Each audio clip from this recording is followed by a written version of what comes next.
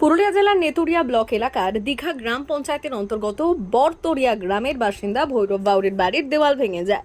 ঘটনার পর ঘটনাস্থলে উপস্থিত হন পুরুলিয়া জেলার বিশিষ্ট সমাজসেবী সম্রাট বাউরি, অশ্বিনী বাউরি ও প্রকাশ বাউরি। ফোনের মাধ্যমে সম্রাট বাউরি খবর পেয়ে ভৈরব বাবুর বাড়িতে এসে তৎক্ষণাৎ ত্রিপল দিয়ে সহযোগিতা করেন এবং সমস্ত রকমভাবে পাশে থাকার আশ্বাস দেন। পরিদর্শনে এসে সেখান থেকে নেতুরিয়া ব্লকের বিডিওকে সম্রাটবাবু ফোন করে বিষয়টি তুলে ধরলেন। এছাড়াও তিনি সাংবাদিকদের মুখোমুখি হয়ে বললেন, ভৈরববাবুর PMAY যোগ্য তালিকায় নামও ছিল। যে গ্রামের লোকাল মেম্বার, প্রধান, বিডিও কেন এই নামটা কেটে দিয়েছে তাও জানি না। একদম যোগ্য ব্যক্তি।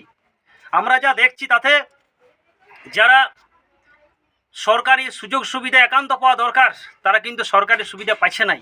যিনি ভৈরববাবু দীঘা পঞ্চায়েত এলাকার বরতরিয়া গ্রামের বাসিন্দা, তিনি খুবই যোগ্য ব্যক্তি, দিন আনা দিন খাওয়া মানুষ, যার গতকাল রাত্রে ঘরটা জলের কারণবশত ভেঙে পড়ে যায়, কাঁচা বাড়ি। তার লিস্টে নামও ছিল, সে নাম আবার কেটে দেওয়া হয়েছে।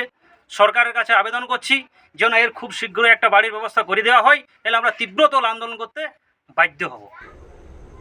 কিন্তু জানি না কে বা কারা তার নাম যোগ্য তালিকা থেকে বাদ দিয়েছে। এই বিষয়টি আমি তৎক্ষণাৎ ভিডিওকে ফোন করে বলি। তিনি বললেন, আমি সঠিক তদন্ত করে সব রকমের পাশে থেকে সহযোগিতা করব। আপনি ভৈরব বাবুকে আমার অফিসে সোমবার দিন পাঠান। আমি লোকের ঘরে আছি, এবার কি করে আমার ফেলবে? আমার লিস্টে নামও ছিল, সেই নামটা আমার কাটা হয়ে গেছে। বলো, খাওয়া মানুষ আমরা বলো কার কাছে আবেদন চাইছি যেমন আমাদের শিগগিরই ভাবে একটা ঘর হয়। Bureau report, Purulia today.